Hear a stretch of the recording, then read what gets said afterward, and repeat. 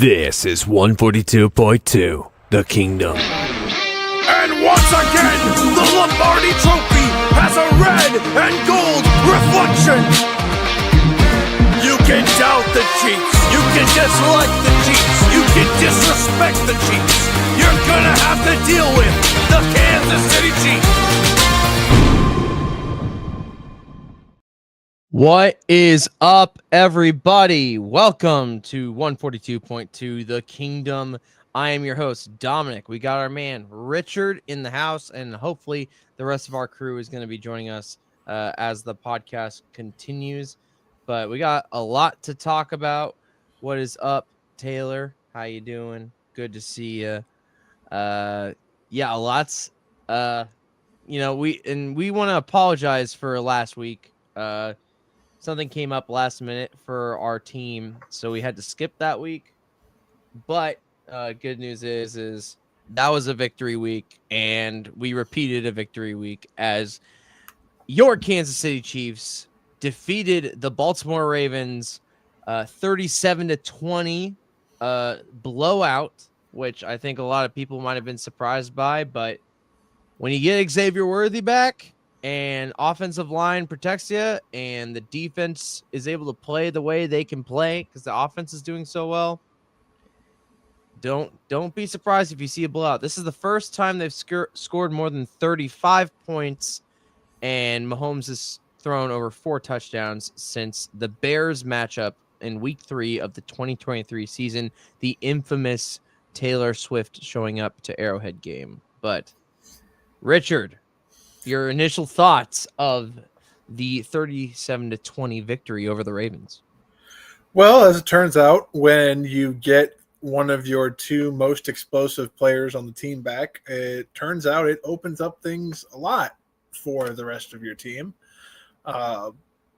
Glad we were able to see Xavier Worthy back out there, and it looks like he's figured out how he's going to play with that labrum injury, so that was good to see. Had over 100 total yards, leading rusher, leading receiver, did a lot of the stuff that we're used to seeing from him. Looks like he's got his deep ball chemistry for the most part down with Mahomes to start out, so that's good. Defense did their job. Spags is in mid-season form. He is absolutely making it a nightmare for opposing offenses to operate. And outside of Harry missing another kick, the special teams did pretty well. Returns were good. Blocking was good. Not a whole lot of issues with penalties at all phases of the game, both in the Giants game and in this game. So those are good trends, and ultimately we're back at 500 and feeling a lot better about this team than we did 2 weeks ago. So things are finally looking up, and now we only have 2 more weeks before Rashee Rice can officially practice again. So the reinforcement, he's been allowed in the facility, right? Yes, he was allowed in the facility after the Giants game. So he has been in the building. He's been able to attend meetings, and clearly, as has been reported, that seems to be having some effect on kind of the vibes around the locker room. Everybody seems like they feel a little bit more optimistic. Sideline looks like they're having a whole lot more fun than they did this time last week. So that things just look like they're a little bit more cohesive now. Everything looks like it's moving in the right direction. So that is a good thing to see moving forward. Because there are a couple of really, really, I don't want to say tone-setting, but barometer-setting matchups. It's like, where does this team really stack up? We're going to find out over this next stretch of about 4 games. 100%. I think what I took away from this, other than the obvious things that I think most people are going to take away from, Mahomes having a passer rating of over 120 for the first time in a while, or the offense scoring 37 points, or the fact that everyone thought the Ravens were gonna win or possibly blow out rather than the opposite. I think the thing is that with this game specifically, it kind of reminds me of the AFC Championship game that happened in Baltimore, except our offense continued to score points. Like, obviously, that first score that the Ravens did reminded me of like when the Ravens went out and scored first on their first possession. But after that, Spags was able to dial up the scheme and blitz packages that makes him successful. Got Lamar in his head. I mean, a beautiful pick by Leo Chanel. I don't know if that is his first pick of his career. That was his first pick of his career, and he picked a hell of a way to get it, because that was one-handed, going backwards, off balance, and just snagged it right out of the air, off a great delayed blitz call from Spags, double A gap pressure, both Drew and Nick Bolton going in and putting late pressure on Lamar to make a split-second decision that he couldn't make. Had tried to go downfield, one-on-one receiver against the linebacker. Theoretically, that's a great matchup. Unfortunately, he underthrew the ball, or Zay Flowers just overran it, and Leo was in a great position. 100%. I think that was actually was that Zay Flowers, or was that Mark Andrews? I'm pretty sure that was. It was either it might have been Mark Andrews. Yeah, it was. Okay, so I think Andrews. This is actually a really pretty good call here by Baltimore. I don't know what the down and distance is on what the down distance was on this, but we just go ahead and run it here. They have their man beat. They have their man beater coverage on. Initially, their offensive line actually picks up this blitz really well. And what ultimately happens here is Spags, first off, is an absolute maniac. He has, if we'll dial it back, I think we have 8 people pretty much on the line of scrimmage here. 1, 2, 3, 4, 5. We had 5 on the line of scrimmage. You got 2 because you got 7 on the line of scrimmage. 2 high safety look. It is basically man-to-man coverage. This is cover 0. This is pretty much man-to-man coverage across the board, and one of those safeties is responsible for this. Looks like too high, so you think it's probably going to be zoned, but one of these safeties is responsible for the running back here. So essentially it's 1 high.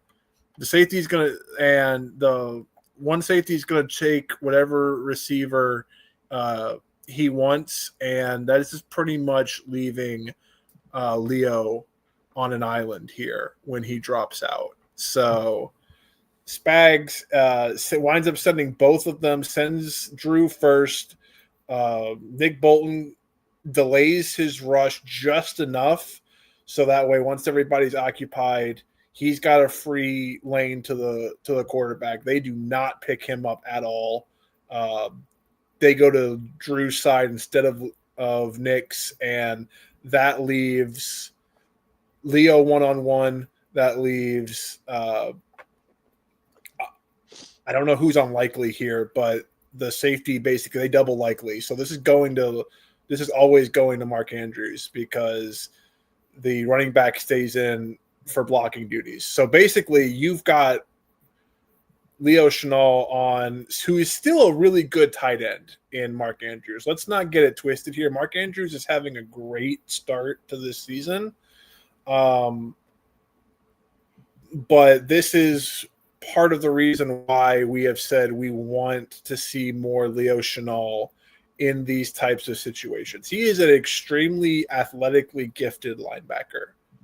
Not only is he strong enough to rush the passer, but he does have the ability to do exactly what he just did. He can stay with tight ends as long as he trusts his instincts and is able to make decisions quickly on what he needs to do in coverage. He plays this perfectly. He's got the perfect leverage. He doesn't bite initially when Mark Andrews blocks to go out. Like he knows this. He sees it immediately that Mark Andrews is not going to block. He's going out on a route. So he doesn't get fooled initially with the junk going on in the backfield. He knows this is going to be a pass. He's able to quickly get off of it. He sticks with his assignment, sticks with Mark Andrews, and this is probably an underthrown ball. Yeah, due 100%. to the fact that we get a free rusher in here, but I think even if he's able to step into this throw, I still think Leo's in great position here because there's no way Mark Andrews can make an adjustment on a ball quick enough because they're both looking back for the ball. He's in exactly the right leverage you want. He's in phase. They both look back at the ball at the same time. Mark Andrews is not getting to this ball unless it's over Leo's head. So that's just really, really, really good coverage by Leo, as much as it is a really well-timed delayed pressure by Spags, which is something he was sending at them all afternoon. It really good stuff. And that was just a precursor to what Lamar was going to have to deal with the rest of the afternoon in that game. How's it going, Trizzy? What's up, man? How we doing? We're doing good. We just went over the Leo Chanel pick to start off the discussion. What were your initial thoughts of the game itself before we really dive into it? Well, for all things considered, obviously having Xavier Worthy back opened up a lot for us offensively. We seen Andy Reid and Mahomes get under center, which was exciting. A little bit more of that, which opened up a lot as far as us play calling and getting certain concepts and things. But I do want to say one thing. A lot of people were talking to me about the play calling, and I was just telling them about, we don't have our guys. It's gonna look a little different. Just give us a piece back. We get a piece back, and Mahomes throws 4 touchdown passes. Now I can only imagine what it looks like when Rice comes back. But similar to, I just think our scheme looks a bit sometimes ahead of itself because we haven't really had our guys all together at once. We've been missing a guy here. We lost Rasheed Rice at the beginning of the year last year. Xavier Worthy was working himself back in, still dealing with other pieces. So for us to get the guys, just to get Xavier Worthy back on Sunday, for him to, come out there and play like that off of 7 touches, I mean, that's very exciting, moving forward. And I guess it's encouraging for the fans who are doubting the play calling and, the game plan to see that actually it's there. It's just, we have to obviously get our guys in. Now, obviously, it's going to be different week to week. I think different guys are going to affect their game.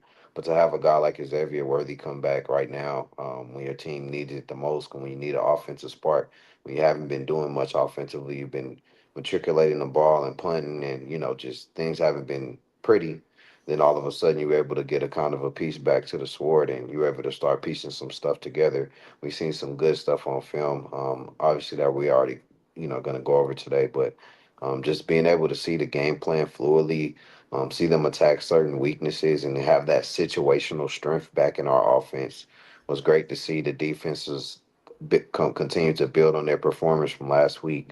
We've seen Leo, like you just showed, make some plays, sticky in coverage, a lot of good schemes from Spags as far as blitzes and spas. What a game from Nick Bolton. Probably one of his best games in the last couple of years as a Chief, I'd say. It's up 100%. there. It's up there with that Buccaneers game. But man, for the defense to play like that, and obviously, just to see their in sync and communication, executing, making it tough for an MVP like that, for an offense that was on fire, putting up 35 a game, just for us to come out there and have that continuity on defense and actually control the game and the line of scrimmage was actually encouraging. So I'm looking forward to Monday night against the Jags. Yeah, As someone, they only punted once all game. So that tells you how well they were able to move the ball against Baltimore, and they should have. It was a depleted defense, but that got worse as the game went along. They started losing people, but that's exactly what you need to do. That's what we needed to see from this offense after an encouraging second half against the Giants. They put a full offensive performance together, and it looked like we've wanted to see. You saw different usage from the running backs. The Isaiah Pacheco only played 34% of the snaps, and you saw more of Rashard Smith. You saw more of Kareem Hunt as the change of pace, getting those tough yards to start drives than Isaiah Pacheco. You started seeing, now that Xavier Worthy was back to start the second half, when coverages started keying on him, you're able to see more Juju, Tyquan Thornton, Hollywood Brown in those secondary roles to take advantage of the fact that, hey, if they're going to key coverage to Rashard Smith and now Xavier Worthy, which for the second week in a row, by the way, coverage is being keyed on Rashard Smith. That speed's real. Apparently, we have something that has made D coordinators very cognizant of when he's on the field, because for the second week in a row, I'm seeing coverage flow to him when he's moving in the backfield. So Kid is that's definitely going to be something to watch moving forward. Yeah, I've been excited about that kid for a long time. Obviously, I played with him a lot on NCAA, but outside of just watching his tape, I don't think we've ever had a running back who can be a bomb like that. Like, he can literally get out. I know we haven't seen it all together yet because they're still working him in. But if you haven't heard the news, he's going to get more involved in the offense as the time goes along. More snaps coming up this week on Monday night. But just watch him tiptoe down the sideline, break 3 tackles, still didn't go down. Like, that kid got something to him. So I'm excited, for what he can bring to the offense. We're just going to continue to work him in slow by slow. But to tiptoe like that on the sideline, 3 guys coming down, stay in bounds, truck him. Now spin off of them. That's difficult, man. And Like, still stay in bounds. Yeah, you got 2 guys great. up there, 2 more on the way back. I mean, that's great contact balance. That's exactly what you want to see from your running backs. Is that type of contact balance. He's gonna be something, dog. I also like the fact that when he was in there, he's showing a willingness to block. It's not perfect yet. That rep in particular, he gets a chip on 95, who winds up not rushing anyway. He's kind of playing that spy to see if Pat's going to move in the pocket and try to run, but shows the willingness to block, keeps himself available as an outlet, and then goes and makes a great play. Those are things you want to see from guys like that. Jalen Royals finally got on the field, 20% of the snaps. That's good to see.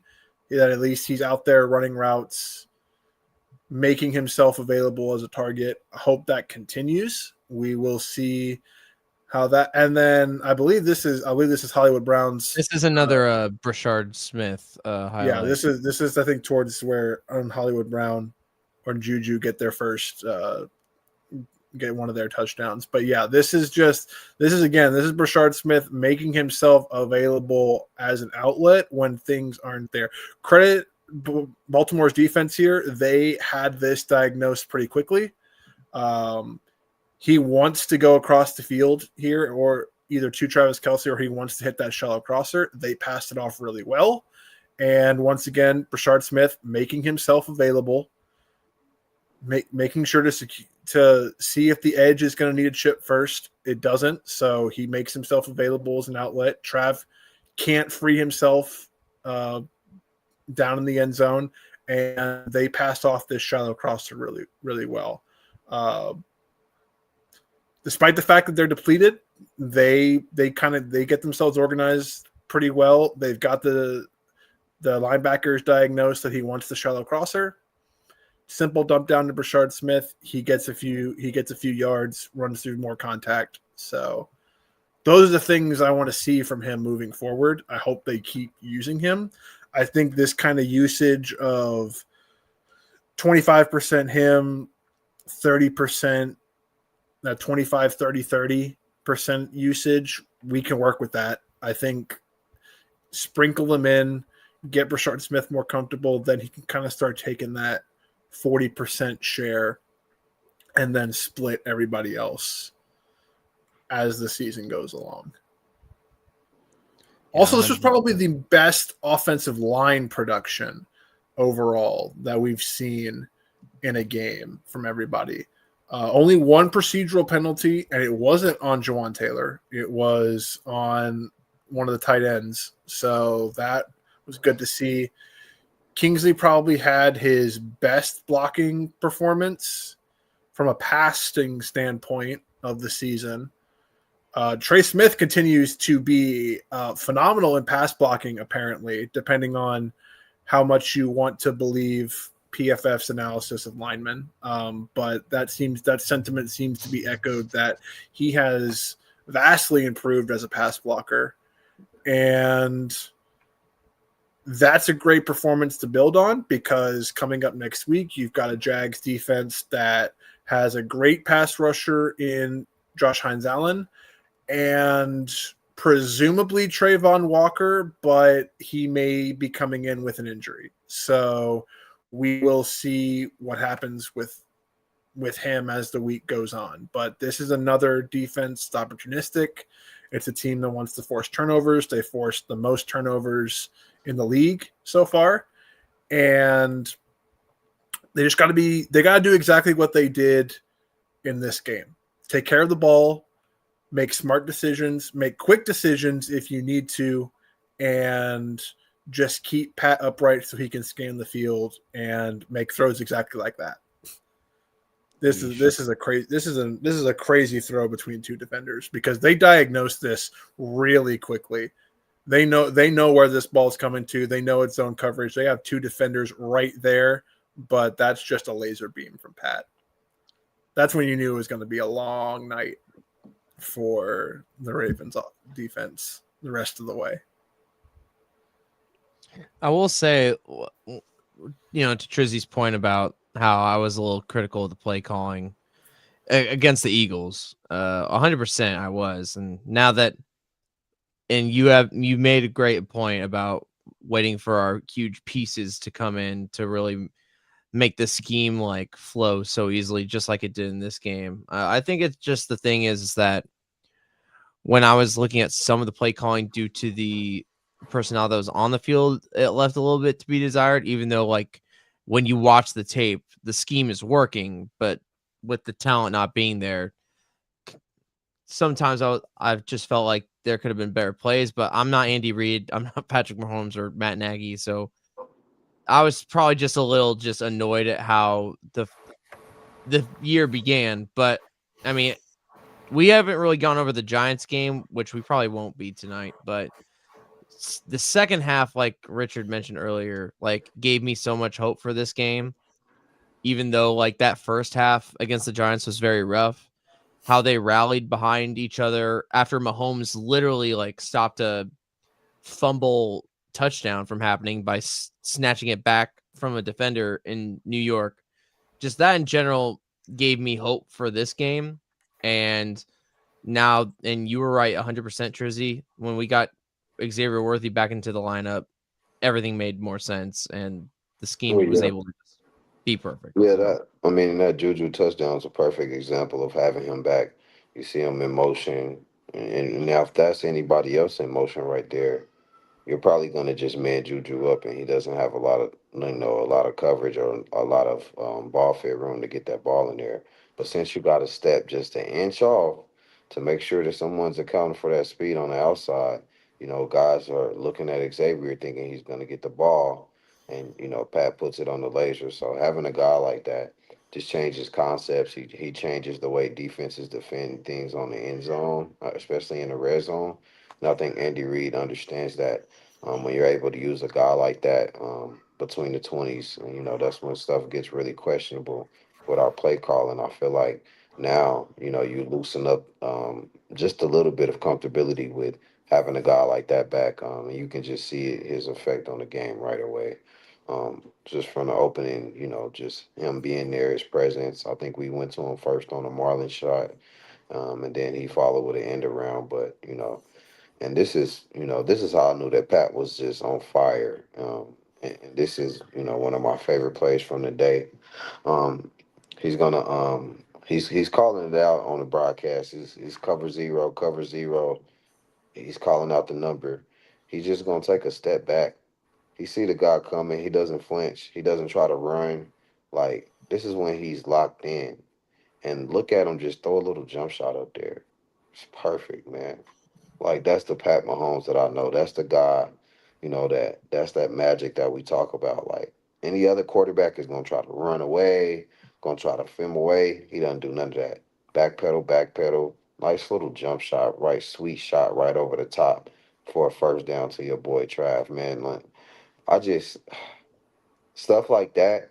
When I see stuff like that, that just makes me feel a lot better about what it looks like Patrick Mahomes was, quote unquote, and where he actually is. Like, not, I don't know too many guys that's making that throw, if any, but him. Maybe Josh Allen, maybe a few other guys, but for him to do that again, it's not to say that we just needed this catch, but for him to identify the coverage, understand it, call it out to everybody, let them know that we know what you're doing.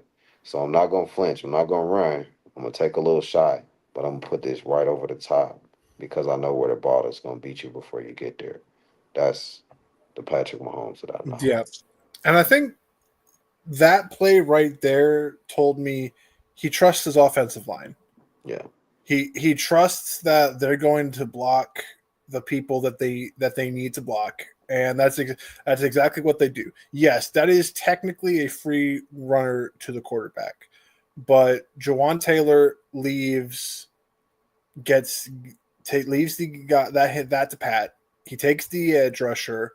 It's a clean pocket for Pat all the way around. He sees that there's going to be a free rusher coming. He knows it's coming, and he puts a great rainbow ball that I don't think we've really seen from Pat much in the last couple of years.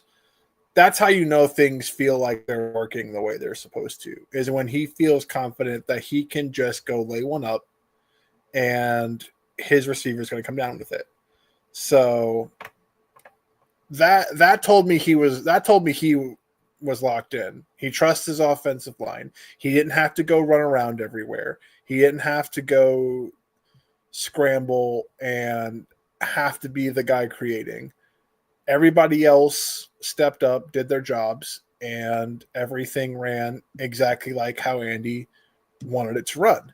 So, well, for the most part, there were a couple of things that were a little bit questionable, but those are things that are going to happen over the course of a game. This felt like the most complete effort from the offense that we've seen this season. And yeah, that's great. Once again, offensive line protects Pat.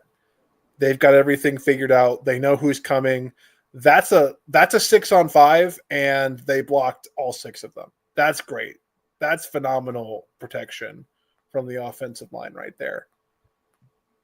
They've communicated. Pat's communicating. They know exactly who they're going to take. They don't have any problems whatsoever. And Pat has a great pocket to sit from. The running back doesn't even have anybody to block. That's how well they blocked that up for him. It's kind of insane just seeing Xavier Worthy's speed. And, after what happened on Monday night with Tyreek and everything, just being able to say that you have a guy with that level of speed to open up the entire field and then be able to win one-on-one matchups like this. We haven't seen it since we had Tyreek Hill, and it's nice to see that back into the offense again. All off season, I was like, I think Xavier Worthy has a chance to be like really good Pro Bowl level wide receiver production this year. and just be a menace with Rashee Rice, with Hollywood Brown, with now Tyquan Thornton, and just being able to see this as he just motions all the way from one side of the field to the other and basically just pushes Marlon Humphrey out of the way to get this ball. It's beautiful to see. I'm glad he's healthy and not that bad. Yeah, schematically, I love this too because you easily figure out it's man coverage because Marlon Humphrey's going with Xavier Worthy. But what makes this really great is Travis occupies 3 people. You'll see this on the field. You'll see this on the field side view. Travis winds up occupying 3 people just by running between 2 of them and doing his 5-yard out. As you see, easy way to figure out it's man coverage, so you know you're going to have one-on-one opportunities. Then Patrick snap. Trav splits 2 people. He gets caught up. Marlon Humphrey gets caught up thinking that it's probably going to go to Travis because he splits 2 defenders and now has Marlon Humphrey off the snap in a bind because he takes a false step thinking somebody's going to go inside. He sees that, oh shit, Travis just got free there. Xavier Worthy's already got him. As soon as he makes that false step, Xavier Worthy's already by him. And at that point, it's over. So schematically, love how this was set up. It's designed to get Xavier Worthy one-on-one. And if somebody bites and tries to double him, Travis is either one-on-one or wide open for a 5-yard out, and it moves the sticks, gets him in a favorable position. So schematically, the offensive coaches get an A from me this week because they've put everybody in positions where they can succeed, exploited weaknesses in this defense all up and down the field, and just overall really great job from pretty much everybody on the offense all afternoon. Oh shoot. Yeah, 100%. And what was great is that, Mahomes was able to spread the ball around. Obviously, Xavier Worthy was such a huge threat. And this week, I'm going to bring up another play that he had for, I think, 28 yards. Yeah, got it right here as I'm pulling it up. This was my favorite play from Xavier Worthy, where he basically just makes a guy eat it, which is just awesome to see. But right here on this play, 1-on-1 at the top of the screen, and just puts the guy on skates. And then he just has all that green to be able to get to the next level. Like, it's his.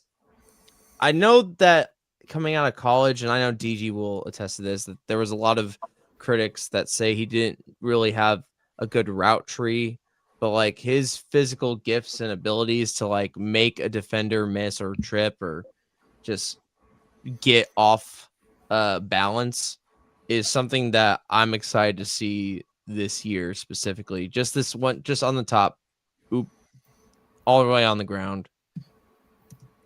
Yeah. Confusing what I love about defender. This play is they try to disguise this. They want you to think they're in man off the snap because since nobody moved, they want you to think they're in man.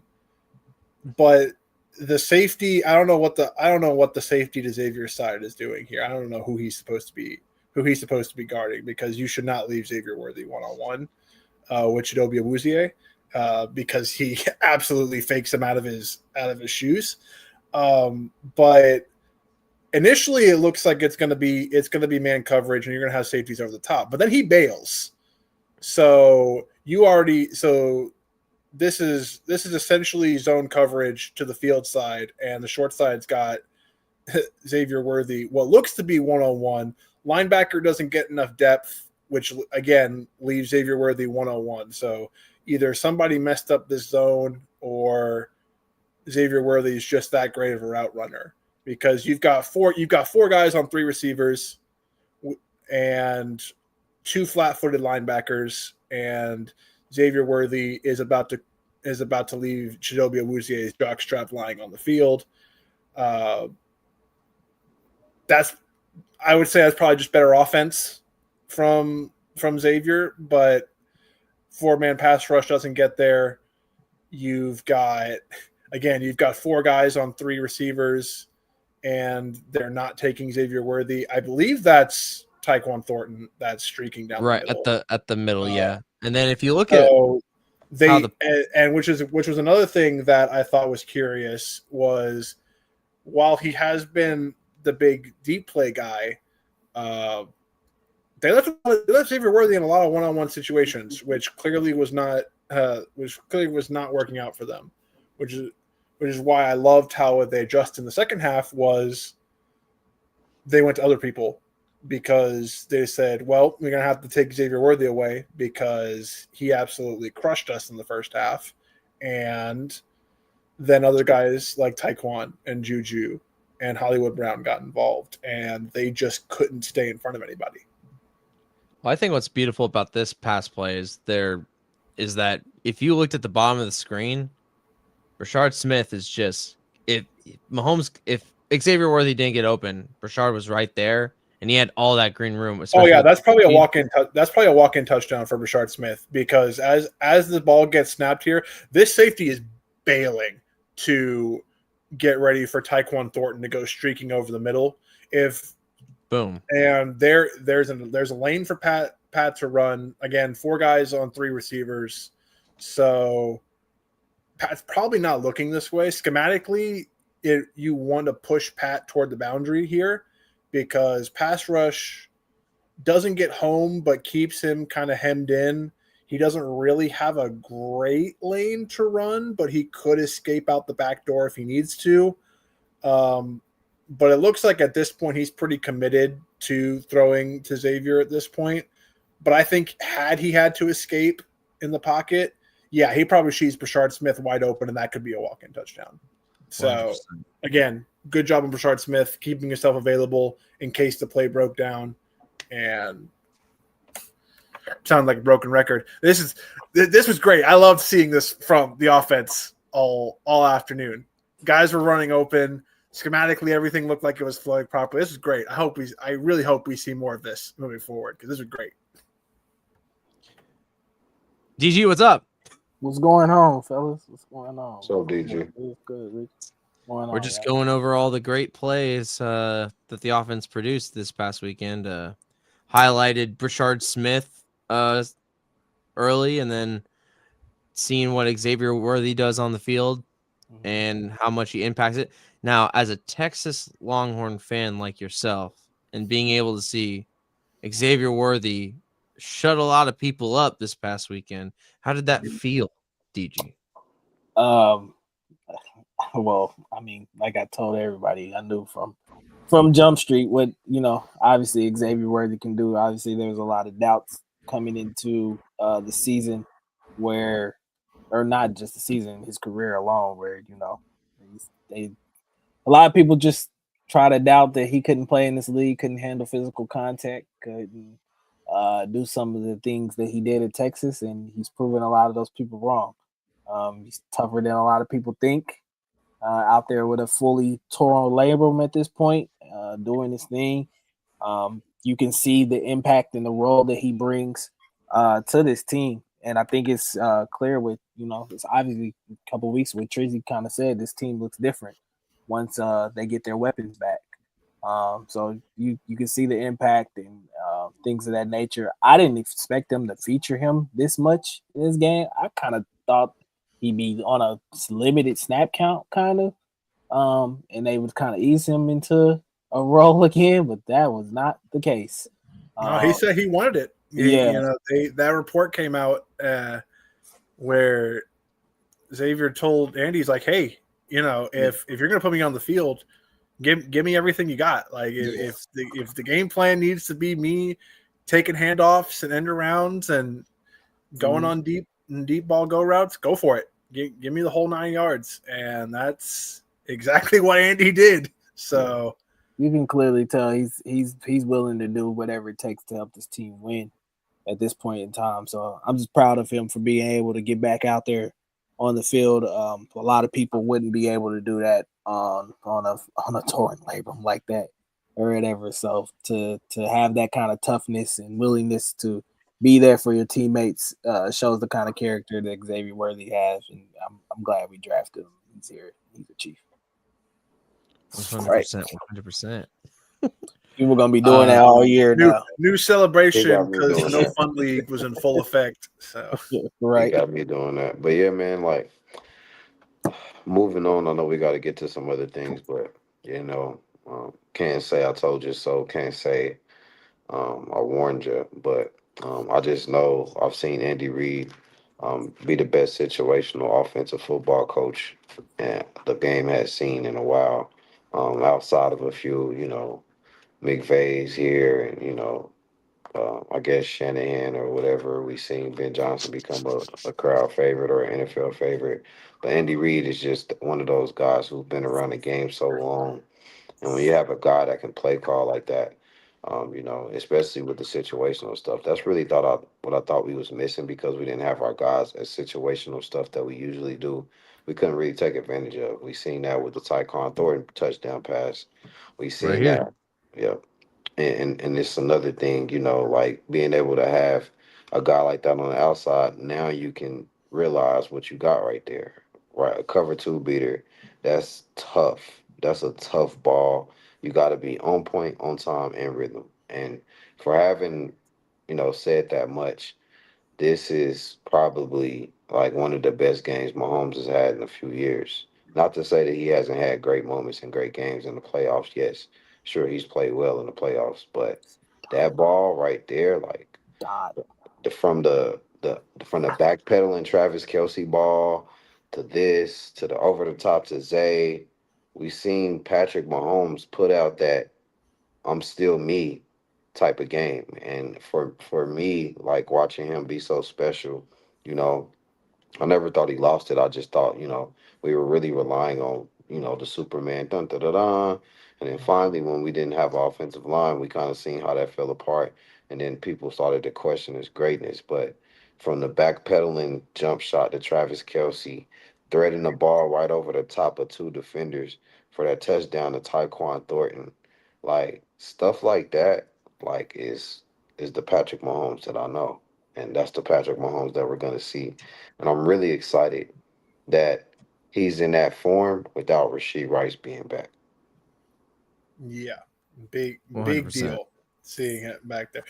And I think that touchdown highlighted the last thing I wanted to see from this team that we hadn't seen really to that point was them making adjustments within the game. They played a ton of man coverage in the first half, and they found ways to beat it. So you had to expect that in coming out in the second half, they were going to move to more zone looks. And on that touchdown play, they look like they're in a man look because they're manned up to his right. They don't move with the running back, but they've got a guy directly over him off the line of scrimmage. So at the snap, you're thinking in the moment it's going to be man coverage, but they snap into his own look at the snap, and they're ready for it. They've got that perfect seam route that Tyquan runs for a touchdown that gets threaded in between two defenders. Again, the game is pretty much is in the balance on this play here. And Xavier running back. yeah, the game is in the balance on this play here, and they're in man coverage after they had run zone for a pretty decent majority of this second half, trying to keep everything in front of them, rally up and make tackles. They go man to man here. Games in the balance. Who does he go to? He goes not to Xavier Worthy, who they've been trying to keep hemmed in the whole second half. He goes to Hollywood Brown, who has a great inside move and is leaving his defender chasing him, and that's basically wide open for a touchdown at that point. So extremely beautiful play design. Great job on this one. Under center, which we love. We love under center around these parts. Yeah. Great play action fake. Linebackers bite on it, so they know it's going to be one-on-one with the secondary. And Pat, probably a little bit of an ill-advised ball because it's across his body. You usually don't want to do that, but Pat has done enough of that to this point to where I'm not surprised at this point. Any throw ill-advised for him? No, probably not at this point. Yeah. If I'm being completely honest, but that's vintage Patrick Mahomes.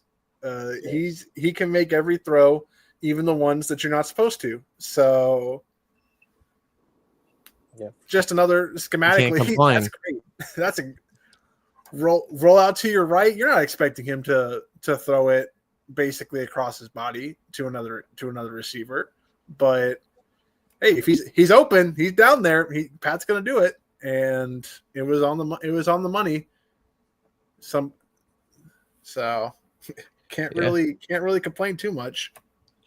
100%. I think the thing is about what this week brings to next week, which we should probably transition into the Jags portion of it. Though I know Rich wants to talk about the presser with Spags. We can say that for the end.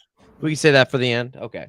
I think what this game plan shows for what's going to happen in Jacksonville is I know the defense has played really well. They have 9 turnovers this year compared to they had 7 turnovers, that defense, all of last year. Like, they've already exceeded it in 4 weeks. But if you look, and I'm not trying to downplay the competition that they've had. I know they faced the Houston Texans, but the Texans have been kind of dealing with offensive struggles all year, except for that fourth quarter against the Titans. They played against the Bengals that lost Joe Burrow. They played against Cleveland, I believe, and they took on the Panthers, I think, at one point. So it's not that I don't. No, they took on the 49ers. My bad. It's not that I don't think that their defense is good. It's more like I think they haven't faced the competition of what the Chiefs are going to bring to the table. But I think with how they were able to execute this past weekend, and I know Baltimore has a depleted defense, which I knew that this was going to be the conversation after the Ravens lost. That is like, well, of course they were going to boat race the Ravens because they have an awful defense. What do you expect? You expect that after that happens. But I just think with Xavier Worthing being back, with how Mahomes is able to just spread the ball around. You got Tyquan Thornton, you got Hollywood Brown. Juju's been playing fantastic. You still have the threat of a new Brashard Smith making great plays. I know Pacheco hasn't had the best moments, but I think this past week he was decent enough at running the ball and being a decent pass catcher for us. So, I mean, I think what's going to end up happening is we're just going to see another explosive game, but I don't think it's going to be like a 37-point, victory or like a blowout. But I wouldn't be surprised if the offense is humming and able to easily run down the field, personally. Yeah, I think one thing that Jacksonville can do and has consistently done is run the football. Even though they traded away Tank Bigsby to the Eagles, they still have Bashal Tutin. They still have Travis Etienne, and even though their receivers lead the league in drops through 4 weeks, they're still winning football games.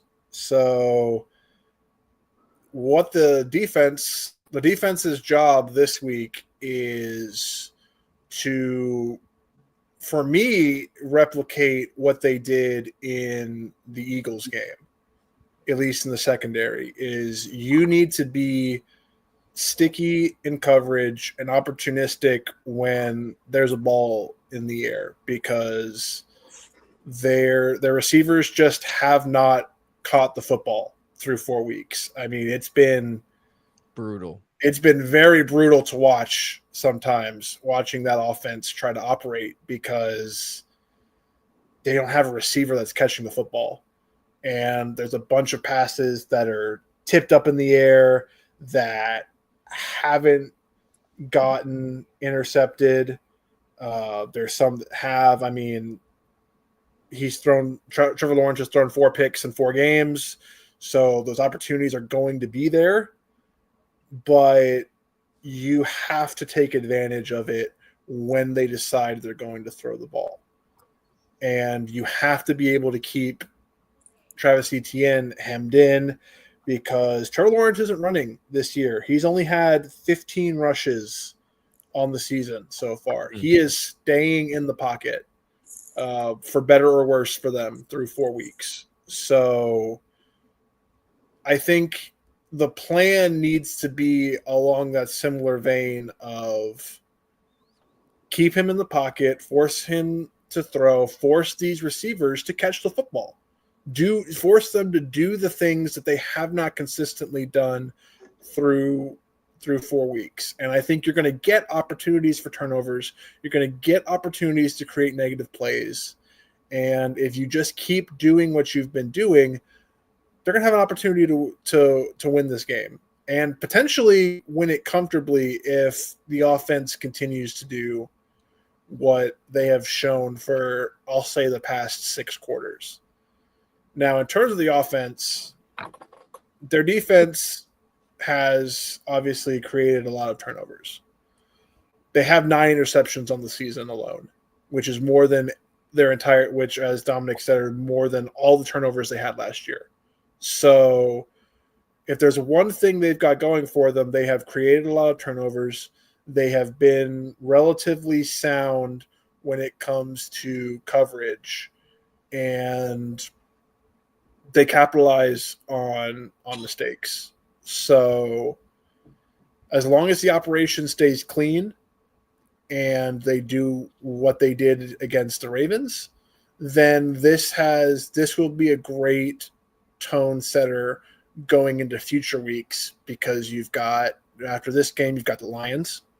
You've got your next divisional game, which is Rashee Rice's first game back against the Raiders. And then you got the Commanders coming up immedately after that. So then the Bills, I'm pretty sure, right after that. You've got 3, and then you've got the Bills. I mean, so you have these next 4 weeks are really going to set the tone for what they want people to view them as moving forward, going into their bye week, and then setting the tone for the second half of the season.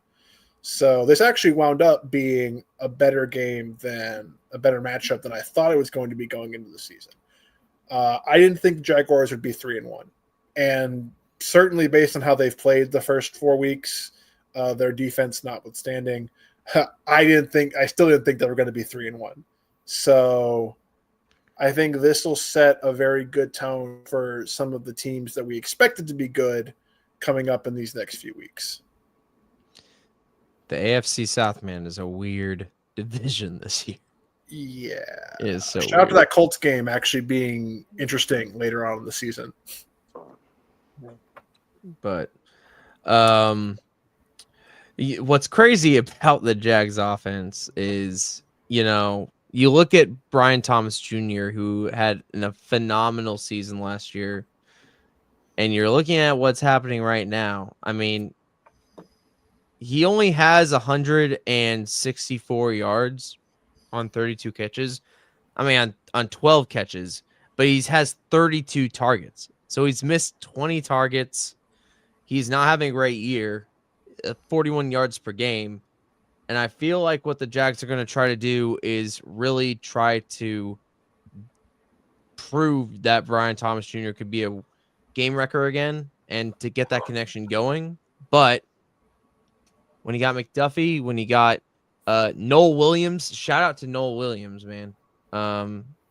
He was great against the Ravens and against DeAndre Hopkins. Shout out.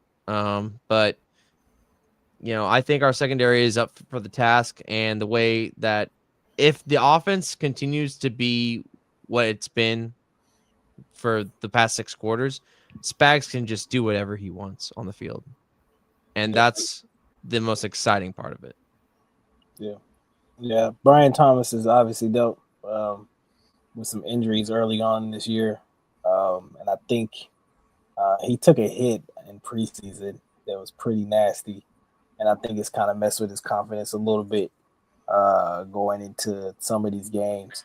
Or whenever he's gotten a little gun shy about going over the middle for that offense. But I do think that some of that confidence and some of that chemistry is coming back for him between him and Trevor at this point.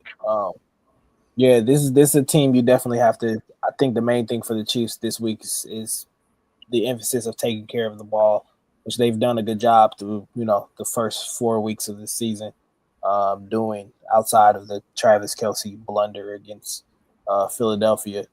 But yeah, you got to take care of the ball for sure against this team because I think they lead the league in turnovers at this point, and you already know going into a raucous Jacksonville environment will definitely be tough. That crowd will definitely be into the game, so you don't want to give them anything extra to really cheer about or whatever. I would like to see the Chiefs continue to be the team that steals a couple extra possessions as well too. Keep the turnover train going for them as well.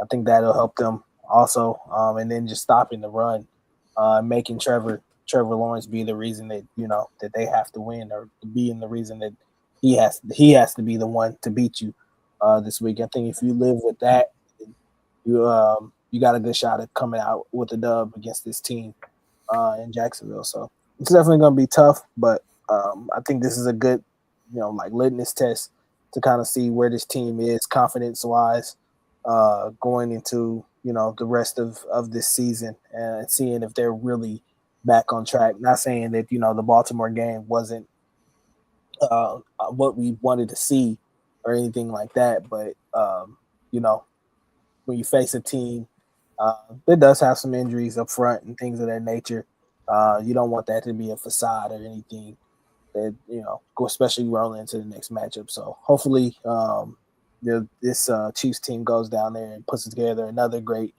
game plan, another great week, and comes out Monday night with a victory. Yeah. Obviously, you want to be playing some. I ain't gonna say some of your best ball, but you want to know where you are. And I think going into that Baltimore game, there were still a lot of questions about who the Chiefs were and their identity, and obviously some of the things that we were missing on both sides of the ball, or the lack thereof, I would say. But I think against this Jags team, you just got a chance to kind of do it again. You got a chance to be able to neutralize a good offense and a good rushing attack. They do have some playmakers on the outside, and Brian Thomas Jr., Travis Hunter, Christian Kirk. Oh no, Christian Kirk's in Texas. I forgot. Yeah, their leading receivers tight end, Yeah. and Brendan he's pretty good himself. Yeah, So like that's what I meant to say. Washington. Strange, not Kirk. But I like that kid. But I do think that the defense has been playing as well as you can play up until this point. They didn't give up much up against Philly. The offense was just a lack thereof. I think the defense is kind of getting into that form to where they're starting to glue and they're starting to communicate. I really love what the rookie Noah Williams is doing. I love that they've entrusted Hicks back there. He looks a little bit more comfortable as the weeks go along. And that's really what you want to see. Obviously, you do want to win football games, but the growth is there, and it's kind of maturing our defense. It's maturing our team to see the guys play off for each other like that, get a stop, score points, get a stop, score points. That was just a great Chiefs performance all overall as far as, defense, offense, special teams. Plays were made when they needed to be made. And I just thought that, again, Andy Reid and Spags just put us in some great situations, and we were able to take control of that moment and execute. And I think that's the biggest things. And you'll have to see that again on Monday night, going up against the Jacksonville team, who is talented on both sides of the ball. They're a little physical on defense, but I just don't think they got the horses to keep up with everybody on the offense and the game plan. I think we'll see a lot more of Brashad Smith. He's starting to get comfortable. He creates a lot of issues, as along does number one, as along does A7. We'll see Hollywood and Taekwon work themselves into the offense. I think Taekwon has had a touchdown in every game. Yeah. So for him to play that, play that role that well, and again, you're still missing a little, not well, I ain't gonna say a little piece, but you're still missing a guy who gets to come back in a couple weeks, and just being able to see the offense just look a little different. It's just kind of like a breath of fresh air, right? And we just want to continue to see that. So I'm just looking forward to them, just being able to continue to put that out for the world to see. Obviously, coming off that performance from Mahomes. Haven't seen him play that well in a while outside of the playoffs and like in the regular season because he's been, having to deal with injuries and getting guys on tune. Whether that would be Rasheed Rice's rookie year or Xavier Worthy's rookie year, and you kind of go from the beginning of those rookie years to the end of the season, and you see the growth. And for Xavier Worthy to come out there with a torn labrum, trust me, I know what that pain feels like. I tore my labrum.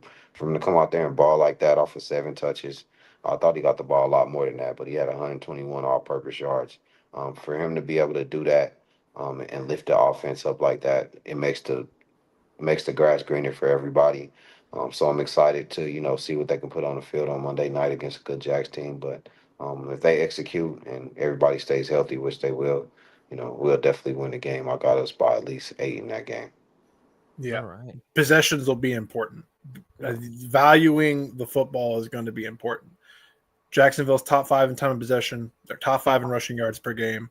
So they want to, and their defense is top 10 in points per game.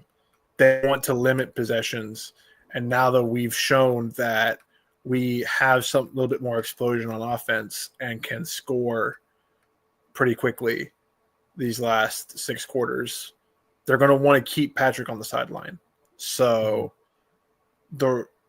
limiting the run and valuing the football when we have it is going to be extremely important, which also means, Harry, you gotta start making kicks again, man. 5 missed kicks in 4 games. You're getting the side eye from me until further notice because I know you got hurt. I know you've changed your kicking routine so that doesn't happen again. But we operation all the way around. We gotta figure something out because you almost had one blocked, which you missed last week, and gotta figure it out. That's the one area that this team still hasn't quite put it all together yet, is in the kicking game. Yeah, 100%. Before we get to what you want to talk about, Rich, I think one thing that needs to be said, and this is the last thing I want to really say about the Ravens game, that I think was getting lost in the shuffle a little bit, but I want to shout out Arrowhead specifically, and the fans that were there. They became a factor immediately. Probably loudest game I've heard on TV in a while at Arrowhead, and that's saying something because Arrowhead's always loud. But they became a huge factor in this game. I'm a couple of delay of game penalties in a row almost, or like in the same drive. It was just nice to see Arrowhead really step up their game because going from 0-2 to possibly 1-3, I'm glad that the fans really stepped up and really showed why Arrowhead is one of, if not the toughest place to play in the NFL. Shout out to Chiefs Kingdom for being the way they are and being loud as hell. It was awesome to see, as just watching for the TV, to be honest. Yeah. It was crazy. They had trouble. I had trouble hearing like the announcers and all the referees. They definitely brought it, and that needs to continue because that is a very big advantage for us. 100%. So, Rich, you wanted to bring up this presser, and I'm about to play it real quick for everyone to listen. But this is from the latest presser with Steve Spagnuolo about PFF grades and everything. So I'm about to play it for you. What grades are you using? PFF is what I'm looking at right now. That's what everybody uses. The only thing, Chris Collinsworth, I think he's a good dude and he's involved in that company. I don't know how you put a grade on somebody when you don't know actually what their assignment was or what they were being told. So I don't know. It's like from our standpoint, I thought Chris in this particular game had a real big effect on the game. They obviously found ways to double him, whether it was two linemen, the running back at times was chipping inside, which you don't see a lot, because that was the Chris Jones effect. A number of times that he didn't get there, but I think he forced a quick throw or step up. So, from our standpoint, I don't remember what Chris's actual grade was, but I know that at the end of the game, I thought the guys up front, Chris included, had a big effect on the way things went. You mentioned PFF and they don't know the plays. If I'm not mistaken, it was Mike Zimmer a couple years ago when he coached the Vikings, made that same point. How much stock do coaches, when they're looking at PFF, put the stock in that? Well, I will say this. There's a lot of stuff that PFF puts out that's valuable and useful. My only thing, I think a lot of coaches feel the same way. Chris and I have talked about it. We've laughed about it. And I think their guys do a really good job. And they can be, but I just think there's a margin of error when you don't know exactly what the player was told.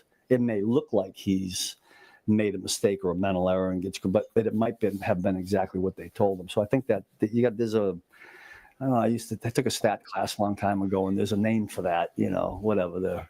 There's a margin of errors. That's the only thing I can think of right now.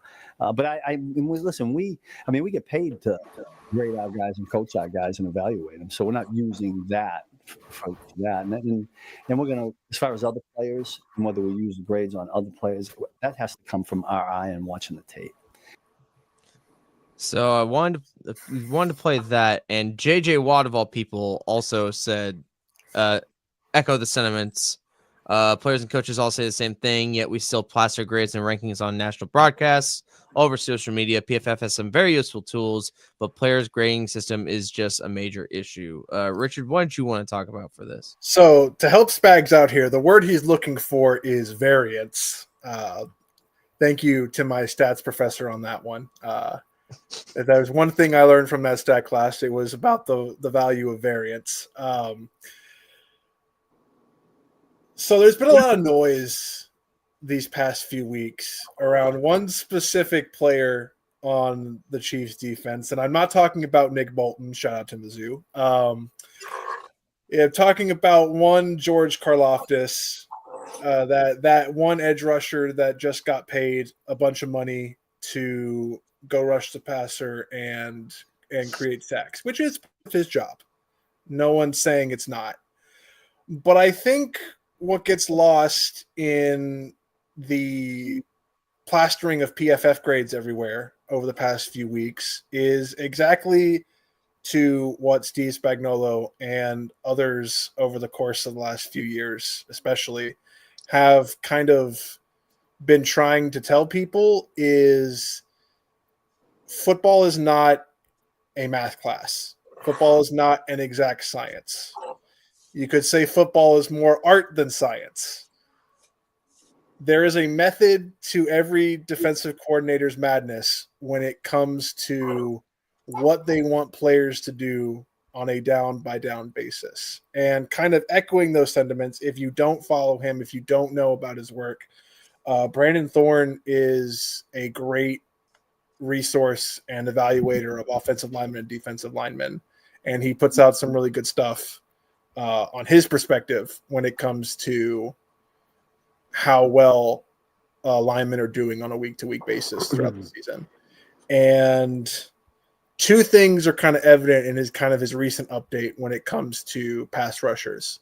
One, despite rumors to the contrary, Chris Jones is still an absolute demon in the middle of that offensive line. He is creating a lot of havoc and getting a lot of pressure. And two, George Karlaftis has been doing his job and doing it pretty well in terms of what this defense is asking of him. Because everybody knows what Spags wants to do. It's havoc defense. He's going to send pressure at you. You know he's going to send pressure at you. And you know that if you have an athletic quarterback, he does not want you to escape out the pocket. and he doesn't want your big time running backs to go off for the entire game, and he doesn't want you to do specific things that he knows your offense is great at doing. And through 4 weeks, that's why the eye test and the underlying metrics for some don't correlate. They clash. Things don't look like they're doing what they're supposed to be doing, but in reality, they are.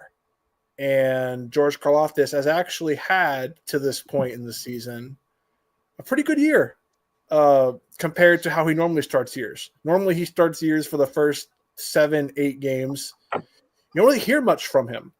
You don't really see him getting much, and that includes pressures in the stat sheets. But then he comes along later in the year. This is probably the best start to his career in terms of production and outside of the sack metric that he's had in his career so far. And I think that just gets kind of lost when you see a plastering of PFF grades everywhere that don't have context. It's all in a vacuum. It looks at the results of the play and not what 10 other people are doing that affects the play. So I think Spags makes a really good point here. I think we just need to kind of slow our roll here and let these guys do their jobs. Clearly they're doing something right because the defensive coordinator is not putting them on blast on the sidelines the whole game. So clearly they're doing something right, and they're not as bad as people want to make things out to be. Yeah. PFF is bullshit. I'm gonna just keep it. Well, that was like 5 minutes of just saying. Yeah.